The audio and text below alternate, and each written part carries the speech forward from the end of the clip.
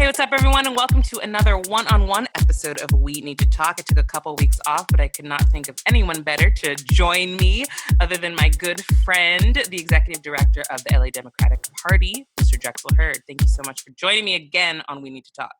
Thanks for having me. It's been a while. I know. I got a daughter now, so. I know. I mean, your little goddaughter who you need to still come meet. I know. Well, I mean, when we're ready, you just let me know. Even though we live like 5 minutes away. Literally around the corner. You guys don't even come outside when I come around the corner. We don't.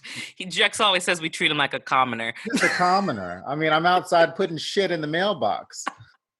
Don't even get a peek out of the window. We still love you, though. You know you family. Yeah, yeah, exactly. Oh, I love it. Okay, Drexel. So we are now 44 days away from the election, and we all know that this election is crucial. All elections are crucial, but this one feels like it's really important that people pay attention to and get in the game. So I want, before we really start talking about the election, I want to talk a little bit about Donald Trump's presidency over the last few years. We're on Zoom, so I saw his facial expression. He was like, "Oh, great." But I want to really be honest, because I do try to be bipartisan in some things, and I will be the first to say there are some times that I do think some of the things that he says have been misinterpreted. But as a whole, I'm not a fan, obviously. But when we look at his presidency as a whole, are there any things, like policy-wise, that he's done that you think have actually been beneficial for the American people? So I think that's a tough question, because the president has had a really hard time running on his record over these past few months. Mm-hmm. He doesn't if you listen to him, he doesn't actually go out there and talk about the accomplishments that he's done over the past few years outside of judges, outside of the court system. Mm-hmm. And that's not legislating. That is packing the court so that when a situation arises, or a state legislature has a piece of legislation that is unconstitutional, that it may go in your way. Mm-hmm. That's not actually doing the job of working with the Congress to come up with legislation that works on behalf of the American people. Mm-hmm. In terms of accomplishments for this president, I think that if you're a business owner, or certainly a corporation, the Trump tax cuts have been to your benefit. Mm-hmm. That does not necessarily something that has helped the American people. In theory, Republicans have always said that that trickle-down economics works, but Mm-hmm. that would mean that corporations and stakeholders and shareholders have the moral fortitude to think about the people that are actually doing the work on the ground. But that's not the case. Right. So we haven't seen, if you ask any Trump supporter or ask any Republican, has this directly benefited you?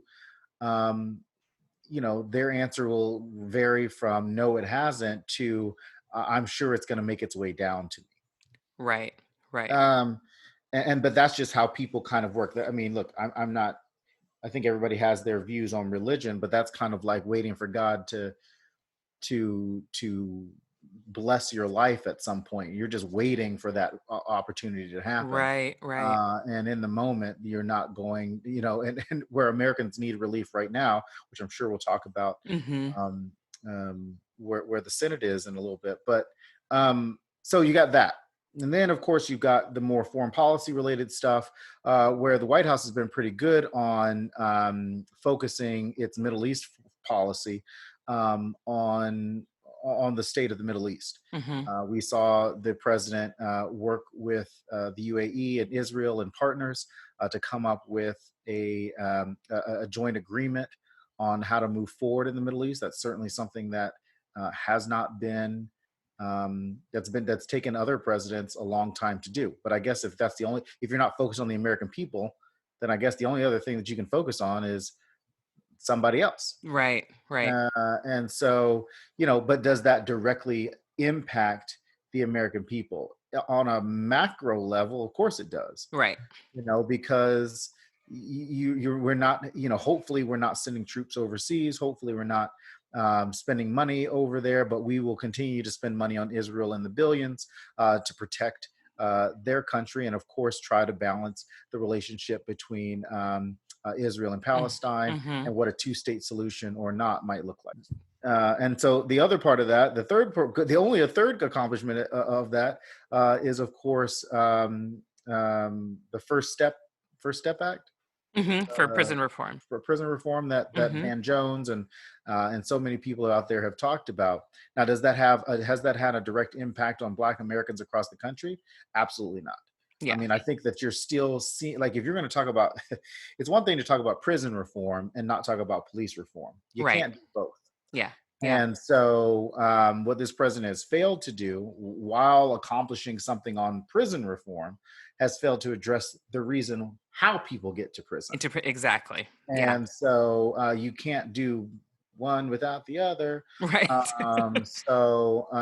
And so that's certainly something that hopefully Joe Biden's going to talk about, and Kamala Harris are going to talk about when they get into these debates Yeah. in the next 10 days. And I think all eyes are definitely going to be on that because it is such an important issue in the country right now. I mean, you can't go a day without hearing about some form of police brutality happening, or some form of raid, or some form of uh, d- discourse between the law enforcement and specifically Black people. So I really do hope that when we get into the debates, we're going to hear some very definitive answers for how we're going to move forward with this being such a big situation in this country.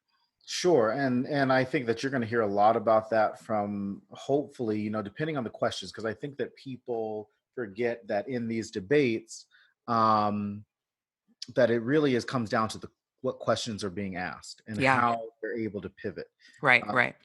and really focus. I think the president is going to do a lot of jockeying and not answering questions, while trying to pull Joe Biden into an area of that he doesn't need to go in, and hopefully the vice president will be able to swat that down. Yeah. Kamala a little bit different because she's a former prosecutor, she's a former attorney, and she's able to kind of debate a little bit better.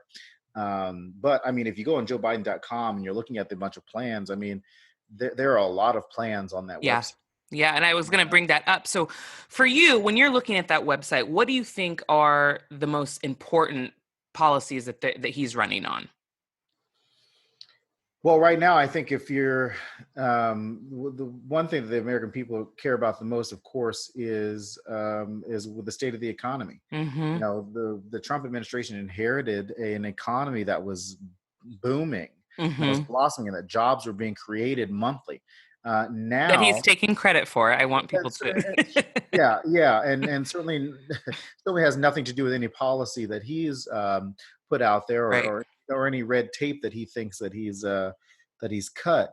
Um, but I think that the one thing that Vice President Biden is really good at is, and that we lost in 2016, is that Hillary Clinton, unfortunately, uh, uh, um, and this is this is criticism to Hillary Clinton, but this is not criticism. This is just how the campaign was run. Right. Right. Didn't spend a lot of time talking about middle America in the sense of where the economy, where they were being hit the hardest. And I Mm-hmm. think somebody like Joe Biden, if you watched his town hall on CNN last week, Yeah. one of the questions that I thought was really, one of the answers that he had that I thought was really good, and I actually say this all the time to people, was on college education, where the media went out there and said, "Oh, this is the first time that an Ivy Leaguer, the Democrats have nominated somebody that didn't go to an Ivy League." The criticism from Republicans, and certainly independents, and Trump Republicans, and everybody, is that Democrats are typically elitist, and that has a lot to do with the fact that people tout their education in front of people's faces as Yeah. if it is as if it is a qualifier to make you a better person, Right. and that's not always the case. Education only takes you so far. Experience takes you other places. Mm-hmm. And Mm-hmm. so Joe Biden went out there and said, "Look, I didn't go. Yeah." He said, "You guys made this narrative." He said, "I don't go out there talking about my education. Yeah, I went to, you know, Delaware, wherever he went. Kamala Harris didn't go to an Ivy League college, even though Howard is the Ivy League of Of HBCU. HBCUs, yeah, yeah. Know, but she didn't go to Harvard or Yale or Princeton or any of those things, and so I think that that's certainly something that's going to resonate with people, Mhm. which is you don't have to live in California or New York or upcoming Atlanta or Chicago or any of these big Democratic strongholds to be effective in your communities, and you certainly Right. don't have to go to college or to go to an Ivy League college, certainly to have the experience needed to lead your community. And I think that that's certainly something that the vice president's really good at speaking Yeah. about. Yeah, yeah. So when he's talking about the economy, he said last week, this is Scranton versus Wall Street. This is exactly the argument that he needs to have. This Mhm. is Donald Trump inheriting wealth that he didn't earn versus people, the American dream, or in Republicans' case, personal responsibility where you're being pulled up by your bootstraps. Like that is an area that Joe Biden is really good at talking about. Yeah. Yeah, yeah, yeah. And so, in terms of the economy, that's certainly something that the vice president is going to be looking at. I think, the vice president also has, and Kamala Harris also has, their Lift Every Voice plan for Black America. For the That Black that was community, yeah.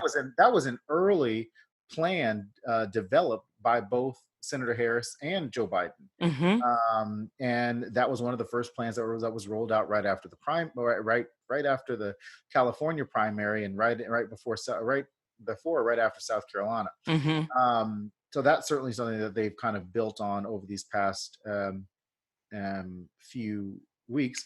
And then, of course, the other big thing for Democrats, and certainly younger generations, is what the effects of climate change certainly are having here in California. We've had wildfires, and up the coast and the West Coast have had wildfires over these Earthquakes past. are happening more Earthquakes are happening. frequently. Well, that was RBG. She was just reminding us. But She's like, "Y'all but better get this right now." yeah, I'm gonna wake y'all up at 11 p.m. just to remind y'all what a Trump presidency can do. Right. So like those are the things that I think are going to be really important. I think the Yeah. vice president's going to have to be very careful, particularly on the climate change piece, because you do have a lot of climate skeptics out there. I mean, our Um, current president is one of them. Current president, but just voters in general. Yeah, yeah. Because it doesn't necessarily affect Middle America Right. the way that it does the coasts. We're seeing hurricane seasons for a reason, of course, earthquake season and wildfire season Yeah. for the West Coast. Like that's that kind of stuff you don't hear about. You hear about tornado season, but they're not really like in excess Right. as It's they are often, like yeah. as For often. sure. So Yeah. so I think those are the things that you're going to hear from the vice president. Of course, healthcare. While we're in the middle of this pandemic, and you've got the president out there still in the courts, his people still in the courts trying to strike down healthcare, which is one of the reasons why they want to fill this Supreme Court seat as fast Yeah. as. Yeah, yeah, yeah. But I do want to talk about filling the Supreme Court seat in a second. But I want to backtrack a little bit to talk about the Black community, because there seems to be a continuous point of contention in terms of Kamala and Biden being the candidates.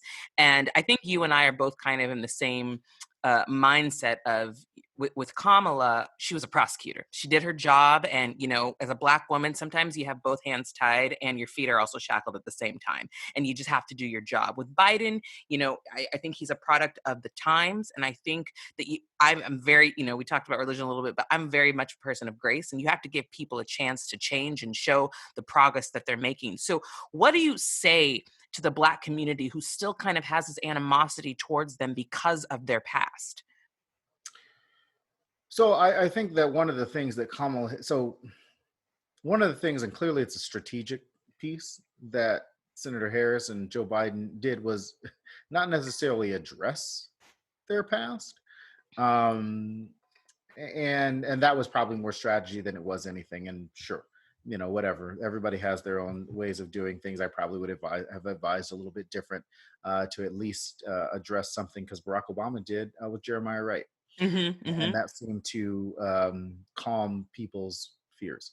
Right. I think that one of the things that I always tell people is that every experience is learned, and you learn from every experience. And in this case, you can't make a change unless you know where the root of the problem is. Right. Right. In terms of it's just like Oprah said, when you know better, you do better. I think that Joe Yes. Biden, with the crime bill in 1994, that was voted on by many Democrats and certainly Mm-hmm. many Republicans, learned from that experience. I think the same, you can apply that same situation to the war in Iraq, and other major policy positions that were done wrong.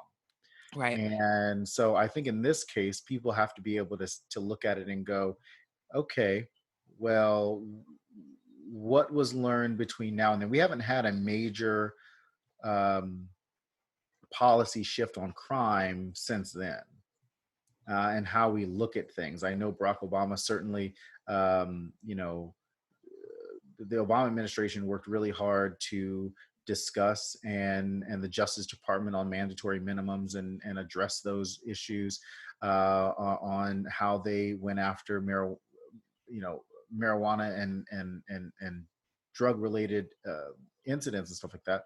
Mm-hmm. So uh, uh, but that's only one piece of crime, and I think that when we talk about crime, we're only talking about drugs as if that's the only thing that's out there. Just Right. it's just wild to me. And then Right. of course when you Right. think about drugs, you're like, well, who's actually using the drugs and pushing the drugs? I can tell you Mm-hmm. it's not black folks. So Preach. I'm not saying, I'm just saying. It's But right. and so like I think that the vice president's just gonna have to continue to have those honest conversations. And I'm sure he has in private.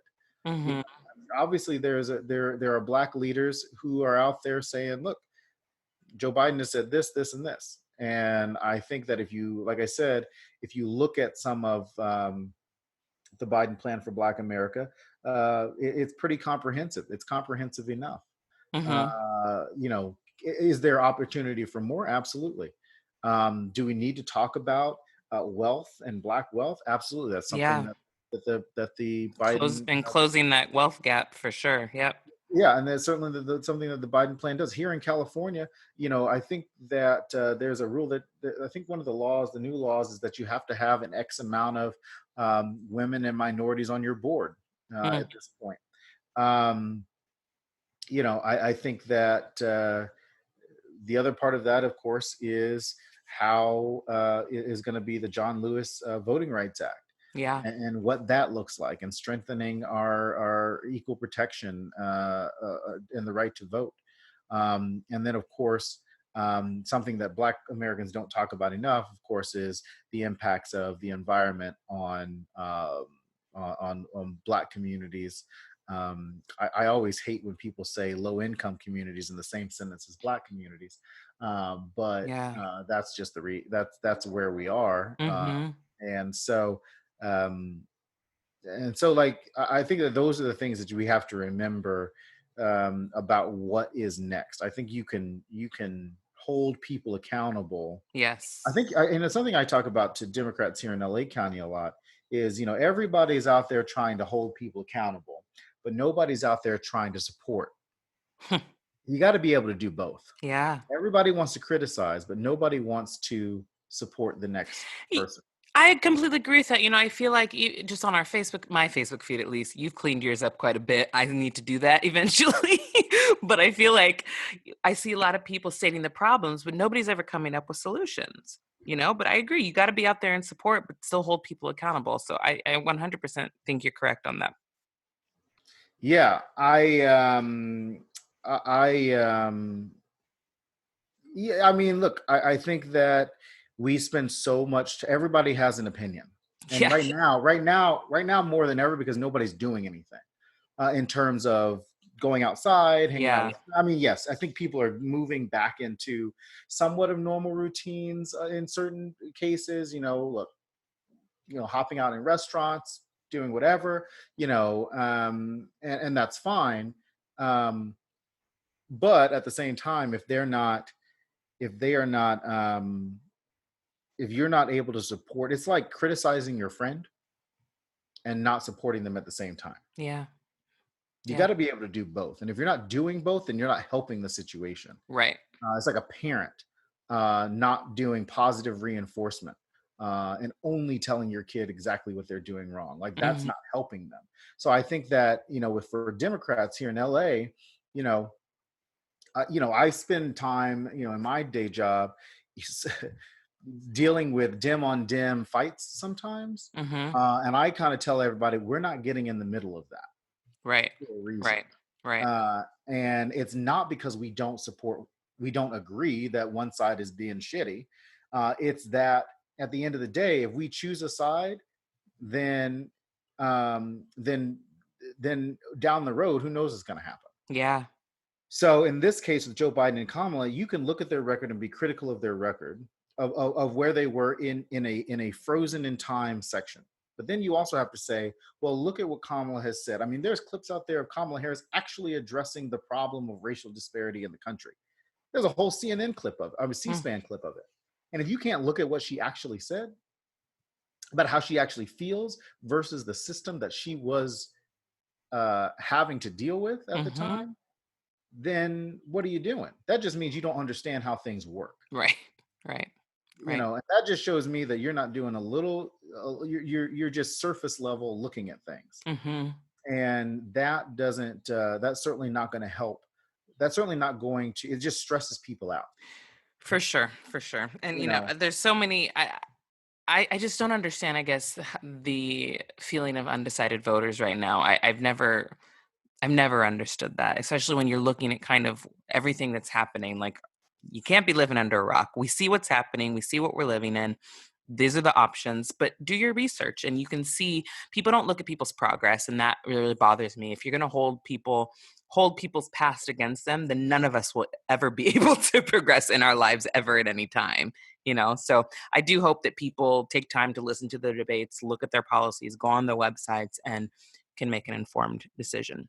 Yeah, and I think the other part of that is that people forget that Joe Biden actually does have a fairly progressive record on a lot of issues. And when it comes to climate change, Joe Biden was one of the first in the '80s to address climate change Mhm. in the way that he did on legislation. I think when it comes to the economy, he's talking about investing in infrastructure and clean energy. Like those are the things that Joe Biden's been talking about. Of course, they get lost in the shuffle of Yeah. things. And of course, Senator Harris has, if you listen to Donald Trump, you'd think that she's the most liberal person in Congress. And that's for a reason. Because here in California, she does have a fairly, if you look at the way Dianne Feinstein is, it's like Senator Harris is far more to the left of Senator Feinstein. But she really does have a progressive record in the Senate. Yeah. Yeah. And so, like, again, it goes back to what I said, which is, you know, if you are not looking, if you're isolating a person's record for one decision, then you're not looking at a totality of somebody's career. Mhm. It's like that's like somebody getting a failing grade and their whole GPA is based off of one failing grade. Yeah. Yeah. Like that's not a thing. Like it's just not a thing. Right. So Right. you can't write somebody off or cancel culture somebody or whatever you guys think you're doing when you're not looking at the totality of somebody's record. Mhm. Mhm. Um, and so there's a reason why Barack Obama chose Joe Biden. Yeah. He didn't think. I mean, the other two people that Barack Obama was considering was Tim Kaine and Evan Bayh. Tim Kaine from Virginia, Evan Bayh from Indiana. He chose Joe Biden for a reason. Mhm. And both Tim Kaine, who ended up being obviously Hillary Clinton's vice president nominee, fine guy, right? Mhm. You to pick somebody else, but fine. Mhm. Evan Bayh, fine, right? They Mhm. both had pretty good records, but Joe had a better record. Right. He could speak to very different people. And he was going to be somebody who was going to support this president. I think that's certainly something that we talk about a lot, certainly in Black folks. We're looking at Joe Biden and go, I mean, you've heard the things where people, Yeah. this man sat around for 8 years and let this Black guy just Run do whatever things. he needed to do. He didn't criticize, he didn't say anything, he did his job, he stood by and did that. Mhm. First in the room, last man out. whole time, Hmm. every time. And I think people have to give him a little bit more credit Yeah. in a lot. So Yeah. yeah. Yeah. So, obviously, we lost a giant last weekend. We lost RBG. And now it seems like there is a mad dash to replace her. And, I was looking at some of the statements that a lot of the Republican senators made back in 2016 saying, we don't do this during an election year. We don't replace a Supreme Court justice, after Scalia retired. But now that seems to all be just fine because they have the majority. And I'm curious your thoughts on how you feel about that. And if you think that they are just going to ignore the things that they said in the past during Obama's presidency and just move forward with confirming somebody during an election year. Well, I think we've already seen two senators come out and say that they don't feel comfortable moving forward before the election. Everybody's being very careful about what they're saying. When they say before the election, they truly mean not within these next 46 days. That does not necessarily mean they won't want to act shortly after that. Right.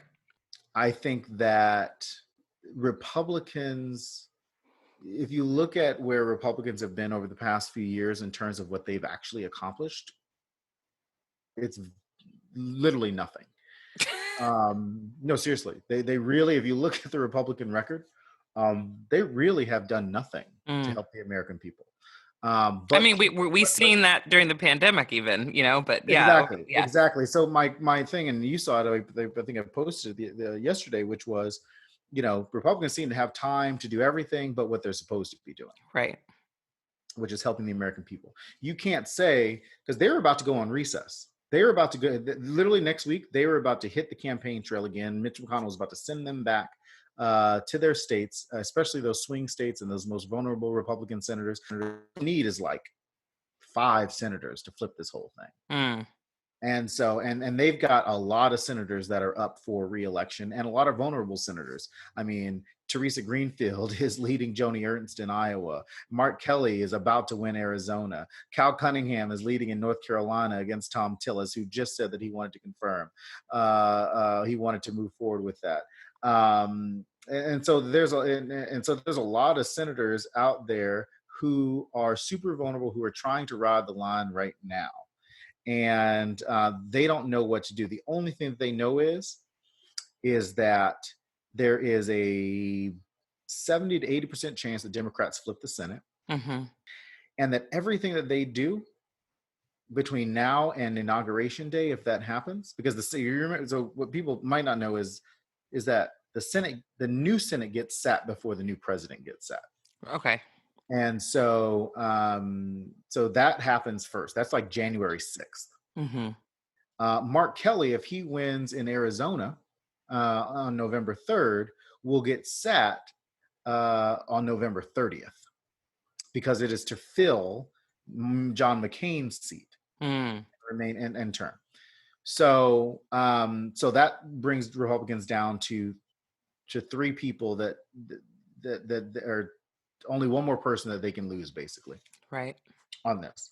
And so so Republicans are Mitch McConnell is more worried about power than he is about anything else. For sure. And he's already made it clear that his legacy will be about the courts. So that's all he cares about. Yeah. So he's going to do whatever he thinks is necessary to secure that piece of the legacy Mm-hmm. without the consequences. He's not worried about his seat because Amy McGrath is like 30 points down, even though she has $40 million. Mm-hmm. Even if it was going to be, what's his name, Charles Booker, they both still would have lost. Right. I don't know. Like the people can argue all day about whether or not Democrats should have backed Charles Booker. At the end of the day, Charles Booker would have still been 30 points behind Mitch McConnell in Kentucky. And so I think that that's probably what's going to happen, is that if one more senator, I know Mitt Romney's kind of been out there saying he doesn't want to move on that. Mm-hmm. Then it only takes like 1 or 2 more Republican senators who are vulnerable to say, look, we're not going to do that.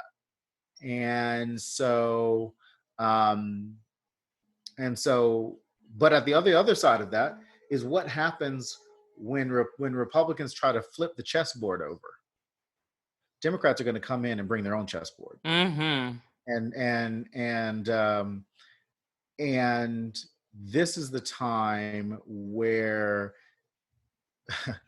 we know each other well enough, not we as Democrats know each other well enough to know that it's a long shot for Democrats to be ruthless. Hmm. Harry Reid was a little bit more ruthless than Chuck Schumer. Chuck Schumer likes to play the middle far too often.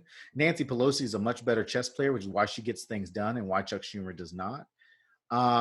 So in this case, Chuck Schumer, or whoever the Senate Majority Leader is going to be next, hopefully it's like Elizabeth Warren or somebody, Hmm. literally brings in a new chessboard, sits it down, and says, "Look, we're putting your pieces on the table now. You don't get to bring your pieces to the board. Right. We're going to tell you exactly what we're doing now, and you're going to play our game, not the other way around." Mm-hmm. That could include, eliminating the filibuster, which is certainly something that everybody's talking about. Yeah. This could include court packing. Let me rephrase that. It could include court reform, because the Hmm. term court packing implies that we're trying to pack it for a reason. Right. Right. We're trying to get out there and say, look, we want to make sure that it is fair that 9 people, or that one person in this case, cannot decide the fate of the entire country. And I think that's certainly something that people have to remember going into this election, is that every minority group is at risk under this presidency And yeah, if this Donald administration as a if whole. Yeah. Donald Trump gets to appoint a Conservative. court justice. Yeah. Hmm. So if you're black, be afraid. If you're LGBT, be Be afraid. afraid. Especially if you're If a you're woman. a woman, yeah, be I think afraid. out of all the minority groups, that is the most crucial. Yeah. Because, and it's so crazy to say minority groups, because women make up 50%, more than 51% of the country. But for Yet, who's making the decisions, they are a minority group. exactly, Yeah. Yeah. exactly. So, one of the first things on the docket on the other side of this election is the Affordable Care Act, and what happens there. So people have to remember that, again, elections have consequences. Hillary Clinton tried to tell us that. She literally said in a tweet in 2015 that the next president could choose up to 4 Supreme Court justices. We are now at number 3. Mm. Mm. you know so um so like that is certainly something that people have to just buck up and realize that this ain't about you. Right. Right. AOC, if you watch her on the thing the other day, said, look, how, if you agree with Joe Biden or not, it's not about that. Right. we're You we're, don't have we're, to like him. we're past Yeah. we're past that now. Yeah. Yeah. We're now in what happens to democracy when you don't do that. I mean, you saw Donald Trump the other day, saying, I'm going to, jokingly, of course, but he still said it, I'm going to do an executive order, to make sure that Joe Biden can't become president. Now, look, somebody said that in his head. And so he didn't just make that up off the cuff. That's probably something that he'd probably been thinking about. How do And I he's stop? he's trying to figure out how he can do that. And he's trying to figure out, one of the things he also said was, and you saw in the Joe Biden ad that just came out, Yeah. 15-second ad, he's like, look, I'll be gone. Well, that's probably because you'll be in jail. Mm. You're going to be talking to anybody, and we've never had an ex-president in jail. And of course, ex-presidents get Secret Service. So that means the president has to be isolated if he ends up going to jail. And so, like, those are the things that have to be, that people have to remember. Yeah. And, like I get it. Joe certainly was not, who was a lot of people's first choice. There are a lot of friends who like Joe Biden. He was probably my third choice. Yeah. Yeah. And that had not necessarily because I didn't agree with Joe Biden. There's people you preferred more. I just liked Kamala Harris better. I liked Elizabeth Warren better. Yeah. Yeah. And so people just have to remember, and that's the selfish part. And you've heard me say this before, and I've said it before in this program before too, which is, our moral obligation to each other far exceeds how we feel about our individual ideology. Amen. And so if you are unwilling to think about the next person on the person sitting next to you, the person across the street, or all of these nurses who are working overtime. Or if you walk down LA or in these cities and you see construction workers, dressed just this full on PPE in 100-degree weather, Yeah.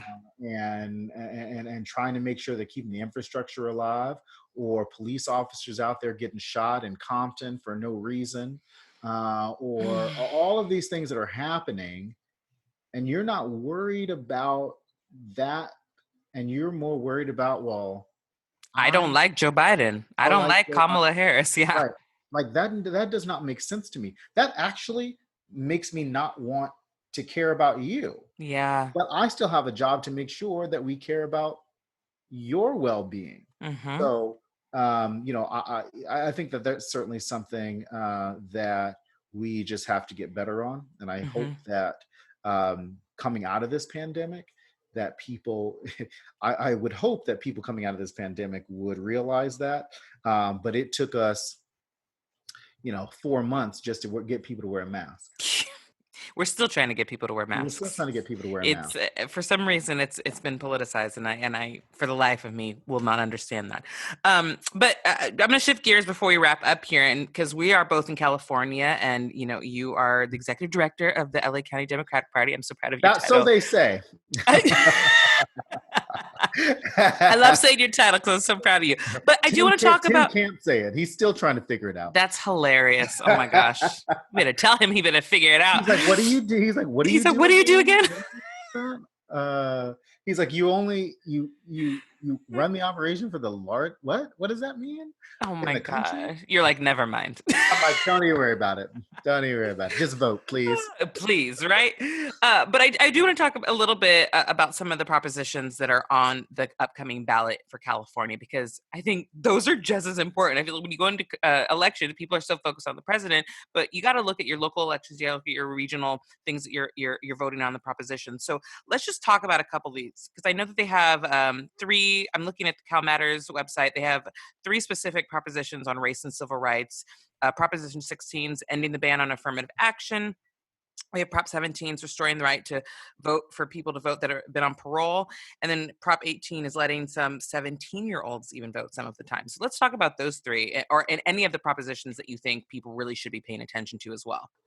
So I'll take the three that you talked about, and then there's probably one more that I think people will be interested in as well. Okay. 16. Well, let's talk with 18. 18. Yeah. California has a rule right now that has allowed 17-year-olds, or if you're 16, 17, you can register to vote. Mm-hmm. You go on lavote.net or the California Secretary of State website, and you're 16 or over, you can pre-register to vote. You get your registration by a certain time. Right. This would bring down the age for 17-year-olds. It says at the time of the next general election to vote. So you can register if it's if you are turning 18 in 2023. If you're 17 in 2023 and you're going to be 18 in 2024, that's the next general election, you're eligible. You can register to vote. Yeah. That's just pre-voting. It's fine. That's an easy one. Yeah, right? yeah. LA County Democratic Party and of course the state party is supporting that proposition. Yes. So that one's a little bit less controversial because you got to be 18 to vote. We're just setting you up for success and just to getting them prepared, encouraging them to register so that they're going to be in the game. Absolutely. Yeah. If you are, if you're eligible to serve in the military, you should be eligible to vote. That's just my personal opinion on it. Proposition 17, that would allow people on parole or felony to vote in California. We've seen the poll tax that's happening in Florida, where even those who have gotten their rights back in the state of Florida still have to pay off their fines or something like that, which essentially is a poll tax. And I'm sure that the courts are going to be looking at that now sooner rather than later. The Constitution of California disqualifies people with felonies from voting until their imprisonment and parole are completed. The ballot 17 would amend the state's constitution to allow people with felonies who are on parole to vote, who are literally on parole to vote. They've already done their time in prison, and now they're just out like normal people in society, And hopefully and rehabilitating themselves. not necessarily rehabilitating themselves. We got to get to a point where we're actually helping them rehabilitate. Yes, that's Um, true. This is and true. so this proposition doesn't change the fact that if you're in prison, that you still have the right to vote, because you don't. Hmm. But if you're on parole and you've done your time, then parole is just nothing but somebody coming to check up on you and making Yeah. sure that you're still on the up and up. That shouldn't disqualify you from voting. Right. So that's certainly something that the party supports, Hmm. and where we think everybody else should as well. 16 is a little bit the most controversial and doesn't seem to be polling well in California. So Proposition 209 stated that the discrimination and preferential treatment were prohibited in public employment, education, and public contracting on the account of a person's race, sex, color, ethnicity, or national origin. Hmm. So basically, Proposition 209, which was passed in 1996, banned the use of affirmative action involving race-based or sex-based preferences in California. Right. Proposition 16 would repeal 209 and allow state and local governments and universities to To be take able those to characteristics into use account. into account. Yeah. We're seeing a lot of colleges get in trouble over these. I think it was either Princeton or Harvard, one of the two, just had a whole lawsuit about it maybe a couple weeks ago. So Proposition 16 is designed to repeal 209 to make that a thing. Now, that's not necessarily polling well in California. Of course, it polls well with younger voters, Yeah. but certainly not those who are older. And you would think that it would poll well with Black and Brown communities when it actually does not. Interesting.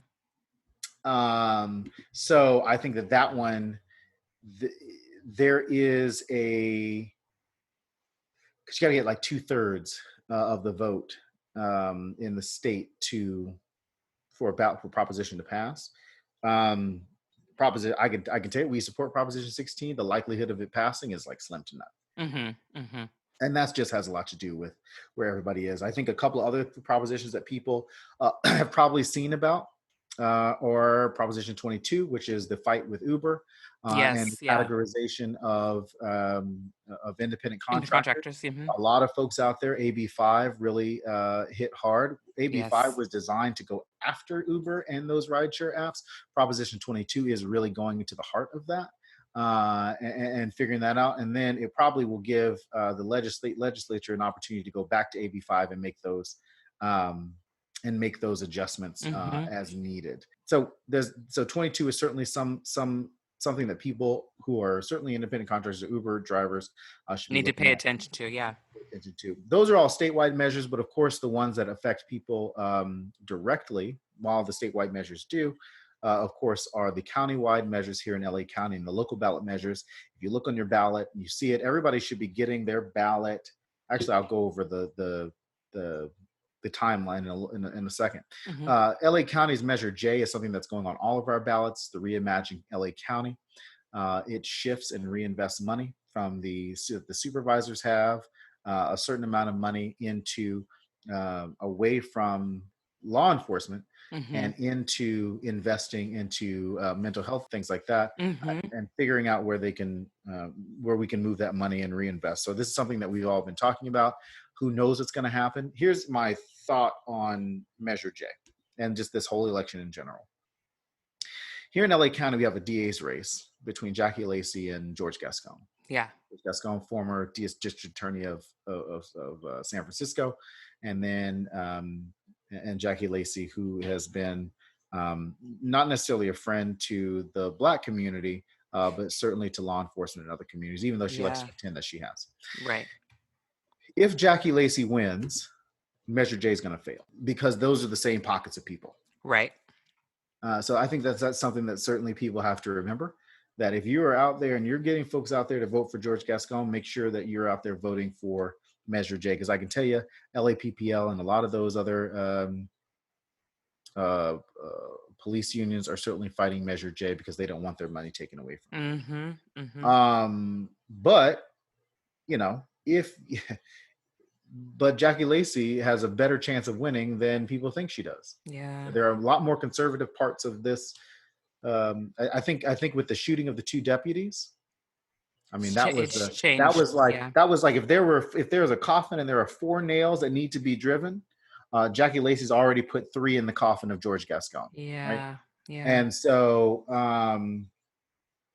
and that's all she needs to do, and then that would eliminate Measure J as well, because people, I think people forget that Black communities want to feel safe, that they're not out there. Black folks aren't out there saying we don't want police officers in our communities. Like, nobody's saying that but white people. I Right. mean, no offense to white people, but like that's the reality, is that white people are trying to, other folks are trying to talk on the behalf of the Black communities, and not actually realizing that most Black communities actually like to feel safe. The only other thing we just don't like is, folks getting shot and for no reason. Exactly. Exactly. So I think that's certainly something that people have to remember. But of course, as we look at DA Lacey, that and what happens with Measure J, it's also going to have an effect on the 2022 sheriff's race as well. Mm-hmm. Mm-hmm. And if you look at the numbers, if Jackie Lacey wins overwhelmingly, it's going to give us a preview of where Sheriff Villanueva is going to be in 2022. Yeah. And so, and the uphill battle it's going to be for people to try to get him out. Right. Right. So I think that people, if you're living in LA County, pay attention to your ballot, talk to your friends about the propositions that are important, because those are really the ones that have a huge effect on what's going on. Everything else that's on your ballot, everybody has a very specific proposition that's going to be on our ballot. I think in Long Beach there's an oil production tax, and Burbank City is a rent stabilization ordinance, Yeah. a lot of bonds for schools. And then some cannabis regulation in other areas. So just be paying attention to those things, because those are going to be really important in very hyper targeted areas Mm-hmm. when you're trying to vote. The one thing that people just have to remember is that here in California, with the way that with our VSAT program and voting, ballots actually drop. Sample ballots will be dropping on in 4 days. Oh, wow. Coming up. Um, Okay. and vote by mail ballots drop on October 5th. In a couple of states across the country, as people have seen, voting is now. Voting has started. In Virginia, people are lined up to early vote right now. So this election is coming up on us in the next few days. It's basically tomorrow. It's basically tomorrow. Military ballots have basically already gone out. Mm. They went out on September 4th. Legally, they have to be done 45 days before the election, so they've probably already gone out by now. And then there's going to be 75 here in LA County. There's 800 voting locations across the city. Mm. There's the 5-day voting locations from August. There'll be 75 11-day voting centers that are going to include CSU campuses. They're going to come out with a list soon. The Forum will be a voting location. Oh, wow. Hollywood Bowl will be a voting location. Great. Staples Center will be a voting location. And so there's a lot that people can go to. People have to remember, you don't have to vote you don't have to drop your ballot just in your area. You can be driving down the road and go, oh, I got my ballot in my car. I don't live near the Hollywood Bowl, but I'm going to drop my ballot off at the Hollywood Bowl. Mm-hmm. There's also going to be about 400 drop boxes installed across the city. You can go to a drop box if you don't feel comfortable going into a voting center. Mm-hmm. And so there's options and there no are excuses. multiple options. If you don't feel comfortable, and I say that if you don't feel comfortable mailing in your ballot because you're afraid that the USPS won't pick it up. On your ballot, on your sample ballot, you're actually going to see, hopefully, it's going to be on your sample ballot, your actual ballot. You're actually going to see the 6 closest drop-off locations. So we're literally, the LA County Registrar Recorder is literally giving you all the information that you need on your ballot. And then you just have to make sure that your ballot is postmarked by November 3rd. And then they'll be counted up to 17 days after the election. Oh, the last thing, there's an app that the Registrar Recorder is doing that will show you the wait times at voting centers across LA County. Amazing. What do Yeah. you know the name of the app? I just go on lavote.net when they have it. And then as soon as all of that information, I'm sure the next time you do this, just remind people that there's an app out there, and then, just put it on your social media and stuff. Yes, we will do that for sure. We were supposed to be getting a list by the 10th, but obviously I don't think that has come out yet. Everything's delayed. It is, and it's hard, and we get it, and I know the registrar, we had a meeting with them a few weeks ago. Like, they get it. They want to make sure that folks know what they can do and what their options are. Yeah. Well, great. Drexel, as always, it is a pleasure, and you are a wealth of information, and we just got to keep reminding people to vote. Vote. Vote. And where can people follow you? At Drexel Heard, and if you follow my Twitter feed, you'll see a lot of that over the next 44 days. Yes. But to my listeners out there, thank you so much for listening, and we will talk to you again next week. Bye. Don't forget to follow us on Facebook and Instagram at We Need to Talk the Podcast, and Twitter at _We Need to Talk _.